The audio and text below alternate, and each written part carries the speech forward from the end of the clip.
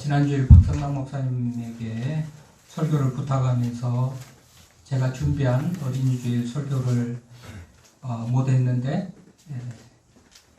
간단히 제가 좀 말씀을 드리자면 제가 준비했던 말씀은 우리 자녀들을 하나님의 말씀을 기준으로 잘 가르치면 좋겠다 이런 얘기인데요.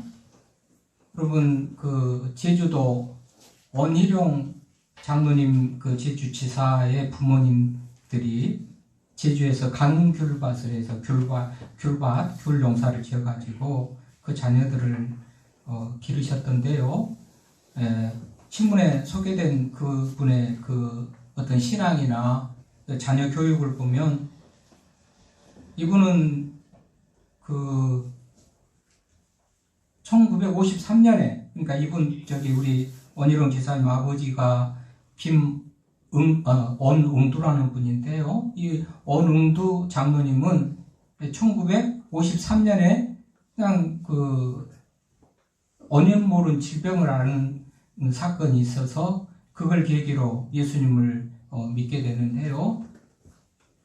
그로부터 13년간, 그러니까 1953년에 믿음을 시작했고, 믿음 생활을 한 지 13년 뒤에 교회 장로님이 되셨어요.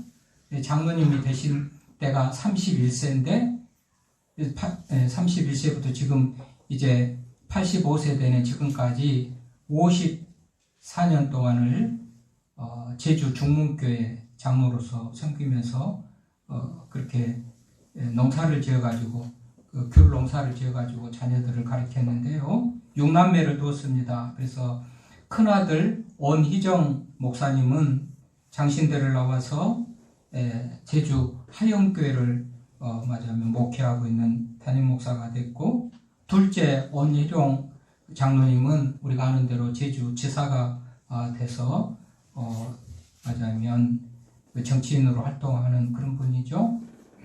나머지 4명의 딸들도 권사 집사가 돼가지고 열심히 신앙생활을 하는데, 이분은 학교 공부 좀 해라 라는 말은 하지 않았다고 그럽니다.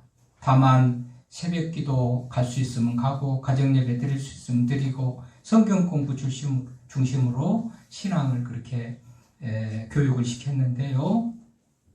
원희룡 그 제주지사 같은 경우는 제주 제1고등학교를 졸업했는데 아주 들어가면서부터 나올 때까지 정교 맞으면 전국은 말할 것 정교 1등 전국 1등을 그렇게 했다고 그래요.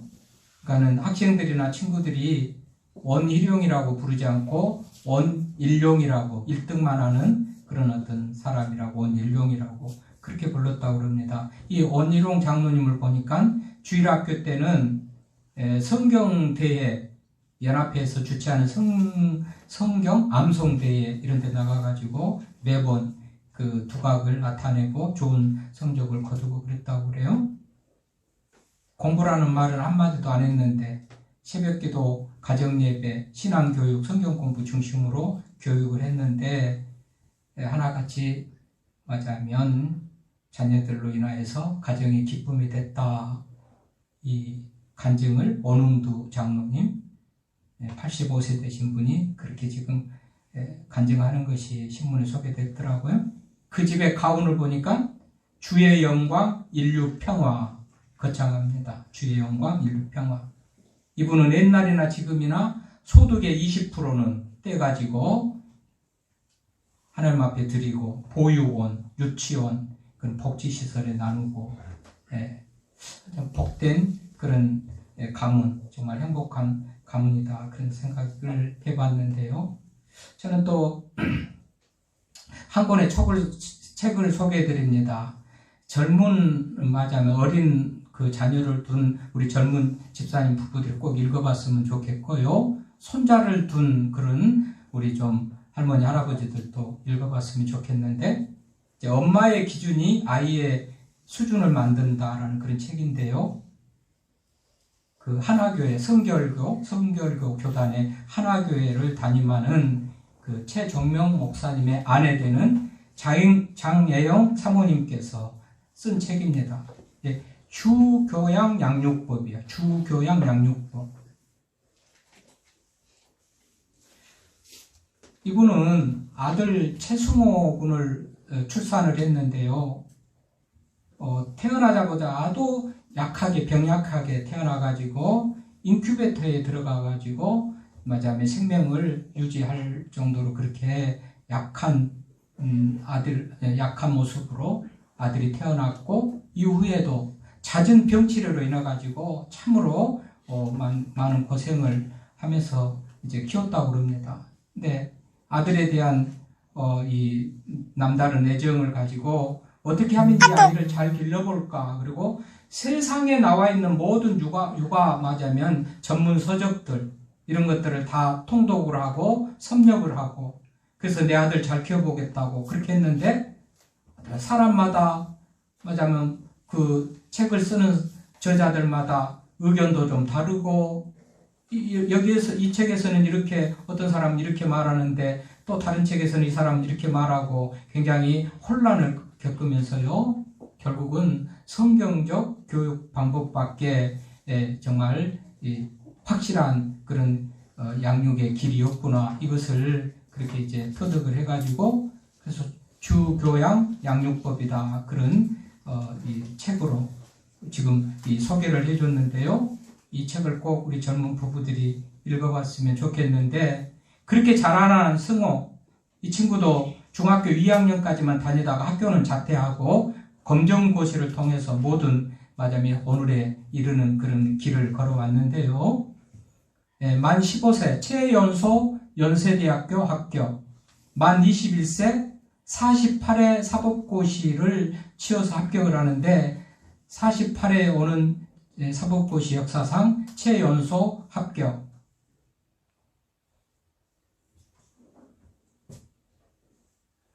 이 승호는 사시 합격한 후에 많은 그 인터뷰들을 할 때마다 최연소 사법시험 합격생보다는 개척교회 목사 아들인 것이 더 자랑스럽다. 그 아들 자체도 아주 확실하게 하나님에 대한 신앙이 분명한 그런 고백을 했는 것들을 보면서 감동적인데요. 어쨌든지 이 어머니 장혜영 사모님께서 이 승호를 양육하면서 관심을 가지고 했던 것은 오직 성경 말씀으로 이 자녀들을 가르쳤다는 거예요. 에베소서 6장 4절이, 또 골로새서 3장 21절이, 디모데후서 3장 16절 17절 말씀이 이 사모님의 그 교육의 아주 핵심이고 뼈대인데, 에베소서 6장 4절 말씀 뭡니까? 아비들아 너희 자녀를 노엽게 하지 말고 오직 주의 교훈과 훈계로 양육하라.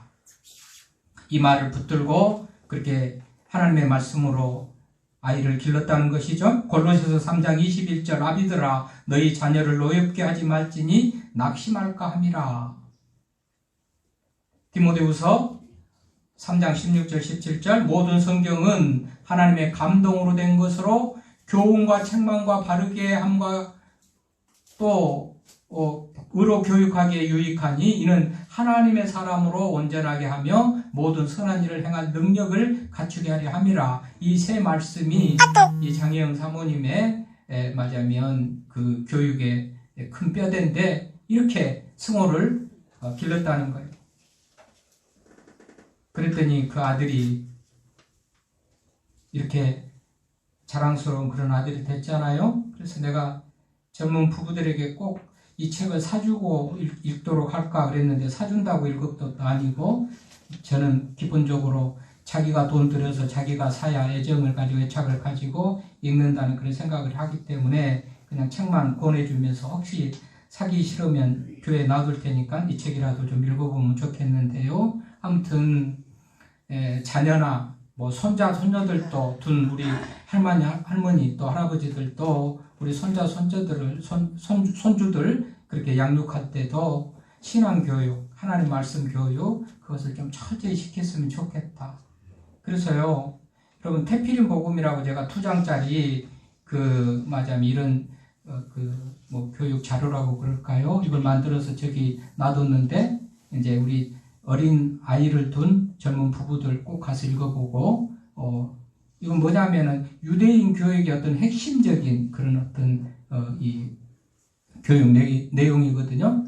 내 말씀, 축복의 말씀, 구원의 말씀, 또는 뭐 신앙 교육 개성의 말씀, 이런 헌신의 말씀, 이런 네 말씀을 늘 읽으면서 맞아면 이 유대인들은 잠에 기도 시간마다 이것들을 읽으면서 자신에게 스스로 그렇게 이제 복음의 테필린 복음의 구원하는 게 있는데, 내가 구원받아야 하고, 내가 헌신해야 하고, 내가 신앙 계승해야 하고, 내가 복받아야 된다. 이거를 늘 그렇게 주문같이 외우면서 이렇게 하는데, 이 유대인들의 핵심이 뭐니까? 이 테필린이라고 소위 이마에도 매고 손목에도 매가지고 늘 읽고 기억하고 하던 그 내 말씀이 여기 있는데, 이 말씀을 자꾸 읽다 보면 외워지겠죠? 외워서 잠잘 때, 일어날 때 그렇게 이렇게 자녀들에게도 읽어주고 들려주고 이렇게 하면은 좋겠다. 이게 유대인 교육의 핵심을 뭐 방대한 걸 다 많은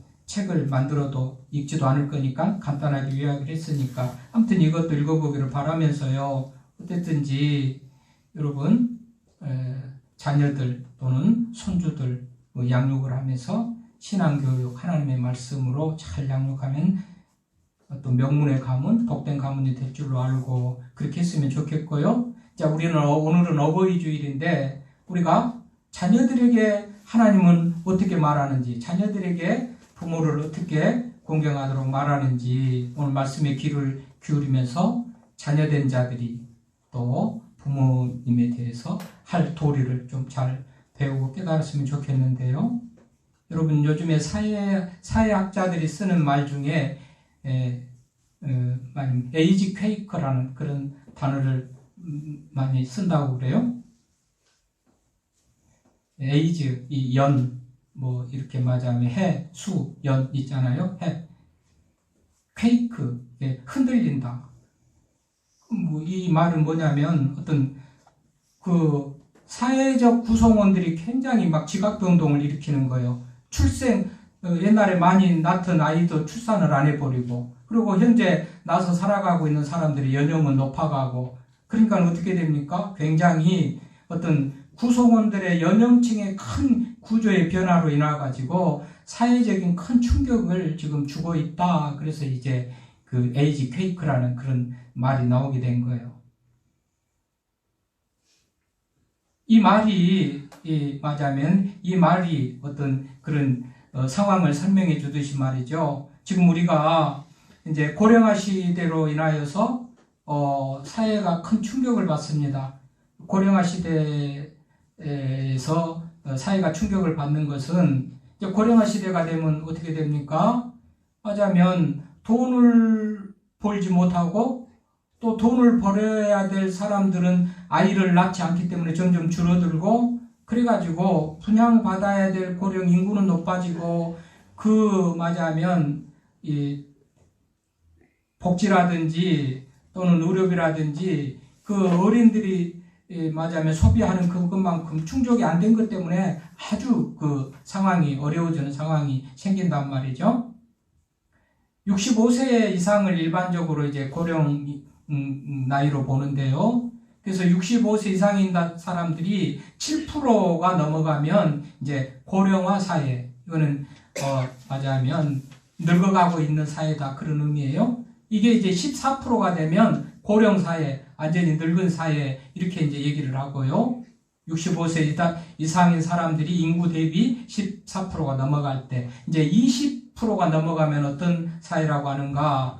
매우 늙은 사회다. 그래서 초고령화 사회다고 그러는데, 우리나라는 이미 2000년에 인구 대비 7.2%가 고령화되면서 고령화 사회에 진입했고요. 2019년 작년에 이제 우리는 초고령화 사회에 들어가고 있다. 그러니까 어떻게 됩니까? 돈을 써야 되는 노인 인구는 맞아면 돈을 써야 되는 사람들은 많은데, 맞아면 뒷바라지 해야 될 그런 자원이 매우 부족해지는 그런 현상이 생긴단 말이죠. 그러니까 에이지 퀘이크 같은 그런 어떤 사회적인 인구적인 굉장히 맞아면 흔들림이 이렇게 일어나는 것이다, 그런 얘기입니다. 그러면 여러분, 나라가 미리서 어떤 대비를 하고 대책을 세워가지고 이런 때가 올 것이다 해가지고 사실 이런 때가 올 것이라는 것은 이미 오래전부터 예견이 되어 있습니다. 아마 제가 개척 초기에도 노인의 날, 10월 2일이 노인의 날이죠. 저는 그 노인 복지 정책에 대한 행정학을 공부하면서 논문도 쓰고 그랬기 때문에 일찍부터 이런 것에 대한 어떤 감을 좀 가지고 있었는데요. 일찍부터 미리서부터 예견되어진 거예요. 그러나 정부는 정부대로, 그죠? 지금 우리 기도 중에도 나오고 일부 예배 우리 집사람 기도할 때도 나옵니다만은 참부 인기주의, 현실에 급급하거나 당리당략이나 이런 것들만 몰두하고 하지 미래를 보고 영혼을 보면서 큰 그림을 그리면서 이런 것을 대체하는 데에 아주 느린 그런 반응을 보였단 말이죠. 그러니까 지금은 준비되지 않는 상태에서 이런 것을 맞이하는 그런 상황이 됐습니다. 아주 안타까운 그런 맞이하면 현실 앞에서 무거운 마음으로 사실 우리는 어버이 주의를 지금 맞이한 겁니다. 그래서 어떻게 돼요? 국가가 못 해준다면 이제 각 개인의 가정은 한 가정의 자녀들이 부모를 책임지는 쪽으로 나가야 그나마라도 이 충격이 덜해지고 그나마라도 우리 맞아요 어른 세대들, 부모 세대들이 좀 더 노후가 행복하고 평안하게 된다. 국가만 다 기대하다가는 국가에서는 다 수요 충족을 못 미치니까 못 해줘요. 그러면 이제 우리 개개인의 가정의 자녀들이 부모에 대해서만은 이런 책임지는 그런 마음을 가지고 나갈 때 가정이 평안하고 부모도 행복한 그런 이제 삶을 살아갈 수 있는 거죠. 이게 바로 이 시대에 진짜 또 다시 상기되어져야 될 필요한 것이 이제 효사상이라고 생각을 해볼 수가 있습니다. 네. 그래서 여러분 이게 지금 현실이고 이런 방향으로 나가야 될 상황이라면 누구보다도 우리 성도들은 더 앞장서서 이 일을 해 나가야 될 사람들이죠. 왜요? 하나님의 말씀이 그걸 우리들에게 명령을 하시기 때문에 하나님께서 우리들에게 명령을 하시기 때문에 그래요. 이게 현실인데 우리가 지금 내 형편은 그럴 수가 없다, 어쩔 수 없다 그렇게 해서 외면을 하거든지 뒤로 미루면 안 됩니다. 자녀가 불편해하거나 아내가 반대하기 때문에 지금은 어쩔 수 없다고서 부모에 대한 책임을 좀 소홀히 하고 이런 것도 안 되는 얘기죠. 왜냐하면 하나님의 계명을 어기는 것이 되기 때문에 안 돼요. 단순히 이것은 도덕적이고 윤리적인 그런 차원을 넘어서 하나님의 명령이잖아요. 그 하나님의 명령을 어긴다는 것은 성도로서는 이거는 있을 수가 없는 얘기죠. 여러분, 하나님의 말씀은 하나님 자신이 변하지도 않거니와 영원하시거니와 하나님의 말씀은 변하지가 않지요. 하나님의 말씀은 변하지 않잖아요. 하나님이 변하지 않고 어제나 오늘이나 영원토록 동일하신 분이고 하나님은 변하지 않으셔요. 하나님의 말씀이 변할 수가 없죠. 하나님의 말씀은 1.1핵도 변할 수가 없고 바꿀 수도 없다고 성경이 말한 대로 하나님의 말씀은 진리니까 변할 수가 없는 거예요. 그럼 그 하나님께서 영원하시고 변함이 없으신 하나님께서 영원하신 하나님의 말씀으로 우리들에게 주신 것은 내 부모를 공경하라는 거 아닙니까? 그러니 시대적인 상황이 변했기 때문에 변해간다. 이것은 사람들의 가치가 아니고 사람들의 생각이지 하나님의 말씀 쫓아서 사는 우리들은 시대가 어떻든지 내 상황이 어떻든지 내가 형편이 어떻든지 간에 변할 수 없는 것이 부모에 대한 공경이라는 것을 우리는 알아야 돼요. 시대가 변했기 때문에 내가 삶의 환경 여건이 안 되기 때문에 어렵기 때문에 그래서 형편에 따라서 책임감이나 의무감이 면제된다 그렇게 생각할 것이 아니란 말이죠. 왜요? 변함없으신 영원한 하나님의 말씀이 그걸 말씀하시기 때문에 오늘 여호와께서 말씀한다, 명령한다 그랬잖아요. 내 하나님 여호와께서 명령한 대로 내 부모를 공경하라 그랬어요. 그러니까 여러분 이 말씀에도 율법에도 두 종류가 있습니다. 절대적 율법이 있고요. 경우의 율법이라고 구분되는 율법이 있어요. 절대적 율법, 이의를 제기할 수 없습니다. 왜라고 물을 수도 없습니다. 이건 불가항력적인 그런 순종만 있는 것이 절대적 율법입니다. 계명, 오늘 같은 십계명 같은 것들이 절대적 계명이죠. 경우의 율법 같은 경우는 뭐냐? 뭐뭐 하면, 무슨 일이 생기면, 어떻게 하면, 내가 종을 사면 이렇게 하고, 이런 것들은 경우의 율법이라고, 절대적 율법하고는 조금 더 맞으면 그 절대적인 것이 아닌 거예요. 그래서 오늘 제목을 절대적 율법 그렇게 했는데, 내 부모를 공경하라는 것은 이유를 달 수 없는, 왜라고 물을 수가 없는 절대적 율법이에요. 절대적 율법. 불가항력적 명령이요. 내 삶 환경 여건을 탓하거나 핑계하거나 그렇게 할 수 있는 것이 아니다. 이 명령은 사회적 윤리적 차원의 입법도 아니고 창조주 하나님의 명령에 대한 거역이고 불순종이니까 이거는 하지 않으면 안 될 그런 절대적 율법이라는 것을 우리가 기억을 해야 됩니다. 오늘 하나님께서 뭐라고 명령합니까? 내 부모를 공경하라. 내 부모를 공경하라는 거예요. 여러분, 이 공경만 가지고도 좀 설명이 좀 길어지는데요. 간단히 하자면 공경이라는 것은 뭐냐 하면 순종하라는 말하고 같은 겁니다. 공경하라. 이 카베드라는 히브리어 단어인데요. 무겁다 그 말이에요. 무겁다. 공경하라는 것은 무겁다. 한마디로 이건 무겁게 여기고 비중 있게 여기라. 그 부모의 말하자면 존재 가치라든지 그 부모의 말에 대해서 말이죠. 경솔하게 가볍게 함부로 여기지 말라. 그런 말이 된단 말이죠. 부모의 존재에 대해서나 부모님의 말에 대해서 특히 말하고도 관계가 있습니다. 여러분, 아브라함이요 100세에 하나님께서 독자 아들 이삭을 줬잖아요.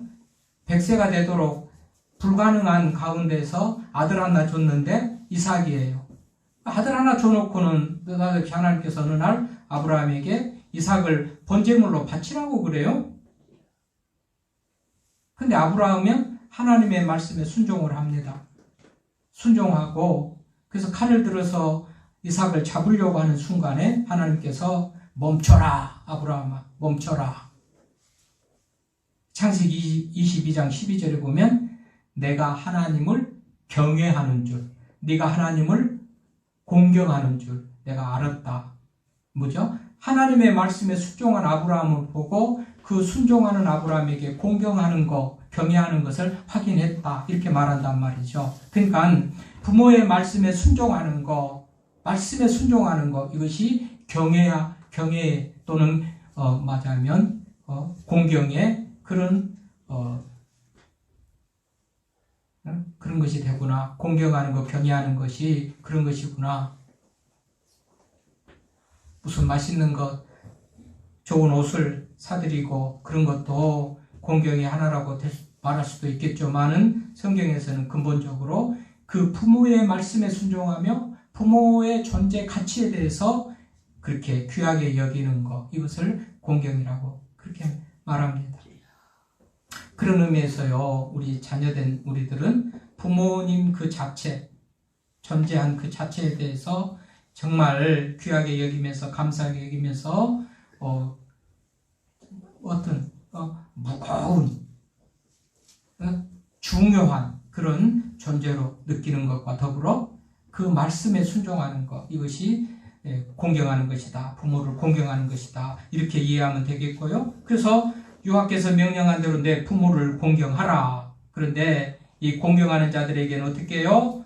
공경하면, 그리하면 내 하나님 여호와가 내게 준 땅에서 내 생명이 길고 복을 누리리라. 생명이 길다. 장수의 복이죠. 복을 누리리라. 여러 가지 우리가 원하는 바라는 여러 가지 복을 누린다. 그러니까 부모 공경하는 것은 장수와 복의 방편이 되는구나. 여러분, 우리가 오래 산다는 것 하면 온갖 좋은 것 먹고 온갖 맞으면 운동을 비롯해서 약임을 비롯해서 뭐 좋다는 것은 다 하면서 오래 살려고 하는 우리들 아닙니까? 또 복이라고 그러면 그야말로 수단과 방법을 가리지 않고라도 얻고자 하는 것이 우리 세상 육체적인 그런 육신적인 복 아닙니까? 그런데 하나님께서 그렇게 우리가 원하는 장수와 복을 부모 공경하는 사람들에게 주겠다고 했으니 이래도 안 할 겁니까? 이게 없어도 해야 되잖아요. 하나님의 명령이잖아요. 공경하라 하나님의 명령이요. 사람들이 하도 말을 안 듣고 악해서 그런지 사람들이 가장 좋아하는 두 가지 장수와 복을 또 약속해 주면서 이래도 안 할 거냐, 하나님께서 아마 그렇게 지금 계시다면 이래도 안 할 거냐 하실 것 같아요.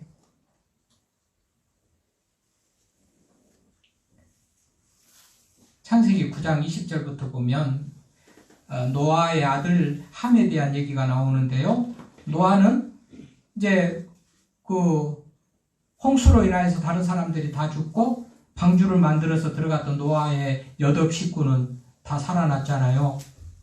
그리고 이제 홍수가 그치고 방주에서 나와가지고 8 식구가 살아있는 그런 때인데 포도주를 먹고 노아가 취해가지고 그냥 수치스러운 그런 모습을 아버지가 보이는데요. 함이 그 아버지의 수치를 형제들에게 알려주는데 노아가 그걸 내중에 알고서는 그 아들 함은요, 맞아하면 그 형제들의 노예가 되는 거예요. 아주 비참한 그런 어떤 그 삶을 사는 아들로 성경이 기록하고 있어요. 부모 공경하는, 부모의 존재 가치를 귀하게 무겁게 여긴 거나 이러지 못하는 그 모습이 결국은 아들 함이라도 저주스러운 그런 삶이 되고 말았다는 것을 알 수가 있잖아요. 창세기 26장에서 보면 에서와 야곱의 두 얘기가 많이 나오는데요. 26장 끝부분 34절에 보면 에서는요, 이방 여인하고 결혼을 하고 부모의 말을 안 들어가지고 그 이삭과 리브가의 근심과 걱정이 되는 아들이었다고 그렇게 성경이 기록하고 있어요. 창세기 26장 34절에. 그래서 27장을 시작하면서 이제 야곱이 아버지를 속이고 형을 속여가지고 장자의 축복을 받아냈다가 발각돼가지고 맞아면서 에삼촌 집으로 도망가는 그런 얘기가 28장에 이어지고 하여튼 27장에 그런 얘기가 나오는데요. 여러분 27장에 보면 이삭이 나이가 많아가지고 죽을 때가 된 줄 알고 직감적으로 느끼고서 큰아들 에서를 불러가지고 야 맛있는 것 좀 해가지고 나한테 가져와 봐라. 내가 이제 너한테 축복하고 이 세상을 떠나겠다 그랬는데 어머니가 그 얘기를 들어요. 어머니는 에서가 마음에 안 들어. 왜요? 좀 전에도 얘기했듯이 이방 여인하고 결혼을 하고 부모의 근심 걱정이 되고 기쁨 된 적이 한도 없고 그야말로 마음에 안 드는 아들이에요. 어머니가 야곱을 축복을 받게 해야 되겠다 하고서 야곱에게 야 지금 아버지가 형에게 말하는 얘기를 내가 들었는데 내가 빨리 도와주고 잡아줄 테니까 가서 이 요리 가지고 아버지를 갖다 드리고 네가 축복받아. 그래가지고 야곱이 축복을 받아요. 장자의 축복을 받아가지고 이후에 야곱이 놀라운 거부가 되고 맞아면 복된 삶을 살지요. 이것 때문에 많은 대가를 치르기도 하고 그래서 어제 맞아면 지난주에 우리 박성남 목사님 설교가 베델로 올라가자. 베델로 올라가지 않고 지 마음대로 살려고 여러 가지 삶 속에서 이 고난을 받은 사람이 야곱인데 베델로 올라가고 나서 이후부터는 야곱이 고난받고 어려운 일 뚝 끝이에요. 베델로 올라가고 나서요. 그러니까 그 전에 얘기인데요. 어쨌든지 우리 생각으로 보면 아버지에게 내가 큰아들이라고 속이고 형을 대신해서 축복을 받아가지고 어떻게 보면 도덕적으로 윤리적으로 아주 나쁜 아들 같습니다. 그래서 복하고는 뭔 관계 없는 그런 삶을 사는 것 같습니다. 그런데요, 어머니가 옆에서 다 도와주면서 어머니의 조언 받아가지고 그 축복을 받는단 말이죠, 야곱이. 에서는 부모의 걱정이 되고 마음에 안 드니까 죄시켜버리고 어머니 생각에. 그런데 보십시오. 야곱이 놀라운 복을 받는단 말이죠. 그럼 보십시오. 어머니의 말에 순종했잖아요. 어머니의 말에 순종했잖아요, 야곱이. 창세기 27장을 자세히 좀 읽어봐요, 오늘 집에 가서. 윤리적으로는 좀 지탄받을 만한 그런 모습이 있어도 이 어머니가 하라는 대로 야곱이 하는 거예요. 그래가지고 야곱이 복을 받아요. 그러니까 결국은 부모에게 공경하고 부모의 말에 순종하는 그 야곱이 복을 받는다. 이것을 우리가 알 수가 있잖아요. 여러분, 우리 교단 하메노에에 포항 가은교회라는 교회가 있는데 담임 목사님은 김동철 목사님입니다. 그분은 상가 3층 50평 정도 교회를 개척했는데 교회 개척한 지 6년 만에 700평 규모의 맞으면 성전을 연건평 700평의 건물에 그 건축을 4층짜리 그 맞은 교회 예배당을 건축해 가서 갔는데 여러분 이분의 뭐 교회 뭐 건축해 가지고 교회 뭐 4층 짓고 700평 짓고 이것이 무슨 대단하다고 나오겠습니까? 그런데 이 교회는 어른들을 잘 섬겼다. 어른들을 잘 섬겨가지고 이 목사의 신앙 고백이고 다른 사람이 볼 때도 이 노인 복지가 교회 성장을 일으켰다 이렇게 고백을 하고 그렇게 지금 신문에 소개된 겁니다. 노인을 섬겼다. 그래서 이분은 4층 예배당 공간에 뭐 기본적으로 예배당 교육관들이 있겠습니다만은 주로 노인들이 와서 생활할 수 있는 그런 공간으로 꽉 채웠다는 거예요. 물리치료실부터 해가지고 찜질방 하라고 황토방도 해가지고 또 어떤 공간에는 온열 찜질기도 놓고 온열 찜질기 다 노인들에게 필요한 그런 어떤 공간들을 다 해가지고 노인 복지에 그렇게 신경을 쓴 거예요. 노인들, 어른들 섬기는데 그렇게 신경을 쓴 거예요. 그랬더니 이 교회가 이렇게 복을 받았다고 본인도 고백을 하고 사람들이 그렇게 얘기를 해요. 그러니까 여러분 오늘도 부모를 공경하면 땅에서 잘 되고 복을 누린다 했는데 이런 많은 증거들이 맞으면 이 사람이나 또는 교회가 이런 것들을 증언하고 있지 않습니까? 네, 시간이 하고 싶은 말이 많아도 시간상 이렇게 줄이겠습니다만은 어쨌든지요, 여러분 이거는 하나님 여호와께서 명령하잖아요. 내 부모를 공경하라. 그리고 또 덤으로 이건 안 해도 해야 될 명령인데 덤으로 장수하는 복을 누리는 복을 또 주셨으니 이래도 안 할 겁니까? 이래도 안 할 겁니까? 또 우리 부모 된 사람들 입장에서 우리 자녀들은 이렇게 부모를 공경하는 일을 해야 되겠다고 결단을 하고 부모 된 자 입장에서는요, 여러분 부모도 좀 대접받을 만한 그런 모습도 가져야죠. 말도 행동도 좀 잘하시고 삶의 모습도 좀 모범적이고 자녀들이 본받을 만한 그런 모습도 좀 가져야 되고요. 어쨌든 어버이 주일을 맞으면서 우리 자녀된 자들이 다 이렇게 부모님을 잘 섬겨가지고 하나님께서 말씀하신 대로 땅에서 잘 되고 생명이 길고 복을 누리는 모두가 될 수 있기를 바랍니다. 하나님